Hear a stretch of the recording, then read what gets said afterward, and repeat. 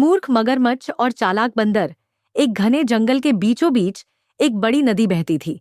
नदी के किनारे एक बड़ा पेड़ था जिस पर एक चालाक बंदर मंटू रहता था। मंटू दिन भर पेड़ पर बैठकर स्वादिष्ट जामुन खाता और खुशी से झूमता। एक दिन नदी में रहने वाला मगरमच्छ गब्बू वहां आया। मंटू ने उससे दोस्ती कर ली और उसे भी मीठे जामुन खिलाने लगा। धीरे धीरे दोनों अच्छे दोस्त बन गए। गब्बू रोज आता और जामुन खाकर चला जाता। लेकिन एक दिन गब्बू की पत्नी ने उससे कहा, अगर यह बंदर इतना मीठे जामुन खाता है तो इसकी दिल भी मीठा होगा। मुझे इसका दिल चाहिए।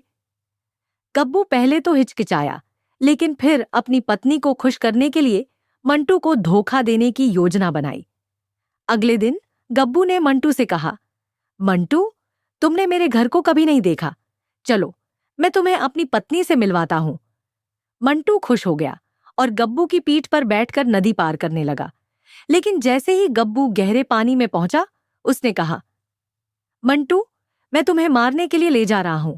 मेरी पत्नी को तुम्हारा मीठा दिल चाहिए।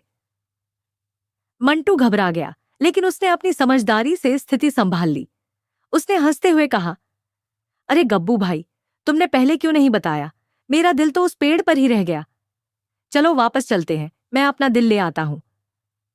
मूर्ख मगरमच्छ उसकी बातों में आ गया और वापस पेड़ के पास आ गया। जैसे ही वे किनारे पहुंचे, मंटू तुरंत पेड़ पर चढ़ गया और हंसते हुए बोला, मूर्ख मगरमच्छ, दिल शरीर के अंदर होता है, कोई उसे बाहर नहीं रख सकता। तुमने दोस्ती में धोखा दिया, इसलिए अब मैं तुम्हें कभी जामुन नहीं दूंगा। गब्बू शर्मिंदा हो गया और चुपचाप नदी में चला गया। कहानी से सीख, बुद्धिमानी से मुश्किल स्थिति से बाहर निकला जा सकता है।